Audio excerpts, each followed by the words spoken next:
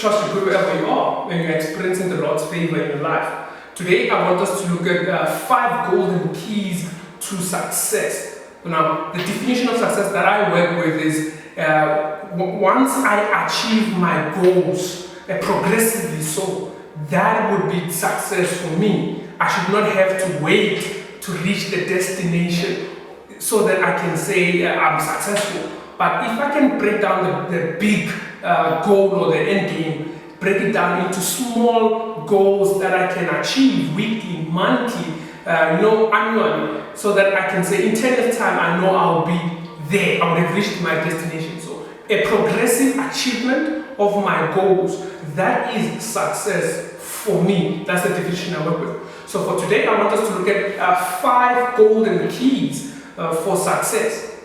The first one will be conquering the spirit of procrastination. For us to achieve anything, for us to be successful, we need to stop putting things off. We need to take action whenever the idea hits you or whenever you need to do something. Let us do it instead of putting it off. Let us look at John 9, verse 4 to 5. It reads as follows. As long as it is day, we must do the work of him who sent me. Night is coming when no one can work. While I am in the world, I am the light of the world. This was Jesus Christ saying, as long as it's day, do the work that the Father has sent him to do. So now I took it and said, okay, what could day represent? Whilst you still have strength, you still have vigor. Because we all know after 70, 80, biblical says we start losing our strength. You're no longer as strong as a young man. So you might not be able to achieve the work that the Lord has sent you. So while it's still day, while you're still young, while you still have the opportunity, use it. And there's a quotation that says, all that a great man ought to ask for is an opportunity. The rest he must do. You must put where your actions, you must put your shoulder in it. That's the first principle or the first key that I want us to look at. Conquering the spirit of procrastination. The next golden key is diligence. Let us look at Proverbs 22, verse 29. It's diligence. 22, verse 29. It reads as follows. Do you see someone skilled in their work? They will serve before kings. They will not serve before officials of low rank. That's what Proverbs 22 says. To succeed in any field, you need to at least spend an hour. That's what we've learned. If you spend 1 hour on that field, whatever field it may be, every day for the next 10 years, in 10 years' time, you would be considered to be a professor in that sphere or in that field. So now, take for example, when you come back from work or school, from 5 till 10, I think it's like 6 hours or so, or 4 hours or so, and you're constantly busy with house chores, you cook, you clean, you do all those things, and then you watch TV. For the next 10 years, guess what? That's where your destination will be. But if you dedicate an hour or two to say, you know what, I want to learn coding. You know what, I want to learn how to paint. I want to learn how to draw. 1 hour to 2 hours every day for the next 10 years. In 10 years' time, you should be able to master the craft that you want. Or whatever you are currently working on. If you want to be a perfect guitarist or pianist, dedicate just 1 hour. Just be diligent. As the scripture says that if you see somebody skilled, they will serve before kings, high-ranking officials. That's what it says. Success is about being instant, and it's about doing what you can now. The now that you have, that's what success is all about. If you can dedicate an hour every day. So now the next golden key that we need to look at is risk. Your appetite for risk. Let us turn to Mark. Let's turn to Mark 5. We will look at Mark 5, verse 24 to 33. I think this is the woman with the issue of blood. It reads as follows.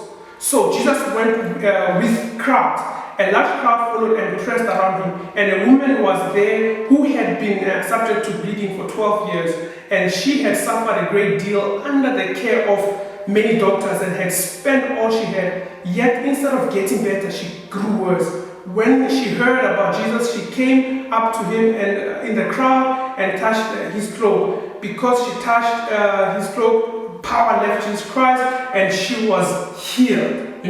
So when you look at that, the risk part of it, one, she was suffering bleeding. She was, by the law of then, Moses' law then, she was not allowed to be in public when she was on her periods. So now she took the risk of going out in the crowd where she could have been stoned just merely for bleeding. Number one, the risk that she took of pressing through the people, the many people that were there, so that she can touch him, so that she can be healed. So now, family, this is what it's all about. What are you willing to risk so that you can achieve your success, your goals? That's the question that I want to ask this morning. Or what are you willing to risk? Because if you don't have appetite for risk, we stay in the comfort zone. And remember, life itself is a risk. Being alive, how many microorganisms are just in the air that the body, your immune system has to fight on constantly so that you are alive. So now, why not take the next step? Risk succeeding instead of just being a number, an ID number, So now, the next key point that I want us to look at is aggressive. Opportunity is not for the faint-hearted, but it's for those who are not apologetic. We will look at Matthew 15, verse 21.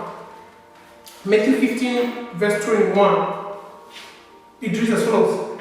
Leaving the place, Jesus withdrew to the region of Tyre and Sidon. A Canaanite woman from the vicinity came to him, crying out, Lord of Jesus, Lord, Son of David, have mercy on me. My daughter is demon-possessed and suffering terribly. Jesus did not answer a word. So his disciples came to him and urged him, send her away, for she kept crying out after us. He answered, I was sent only to the lost sheep of Israel. The woman came and knelt before him, and Lord, help me, she said. He replied, it is not right to take the children's bread and toss it to the dogs. So now, this woman's daughter was grievously vexed by demons, right? So now, she comes to Jesus. Instead of backing down at the first no, when you read, Jesus Christ did not respond to an initial. When he responds, he says, I was not sent to you, dogs, because they refer to Canaanites, people who were not Israelites per se. They would curse them, ridicule them and call them dogs. So Jesus Christ says, it's not right for me to give children's bread to dogs. So instead of being offended, she persisted and persisted. She was very aggressive.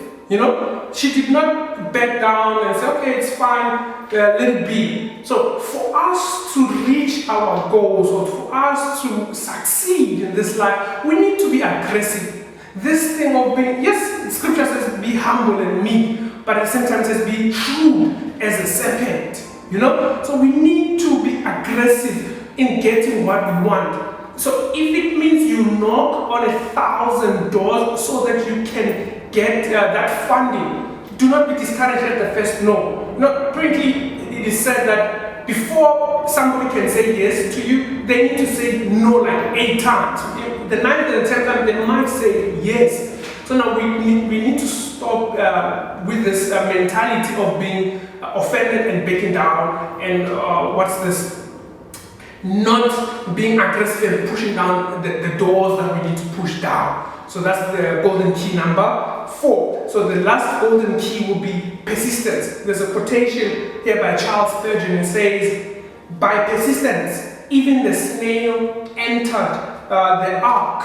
It persisted Noah's ark. So now, when you turn to Matthew 18, verse 1 to 5, you will find an account where a woman needed justice from this unjust judge.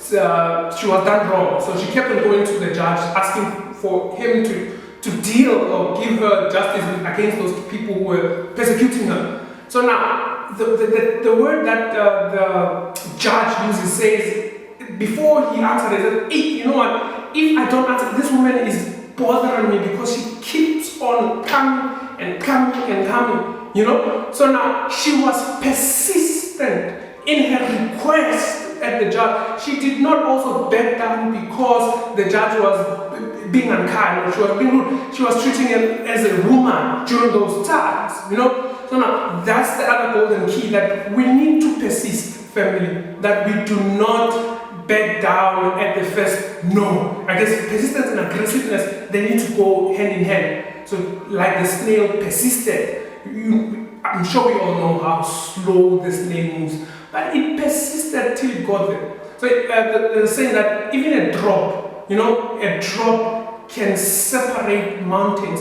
A consistent and persistent drop at one place, you know, focus, it can separate mountains. Amen, family. I thank you. Do not forget to like and subscribe.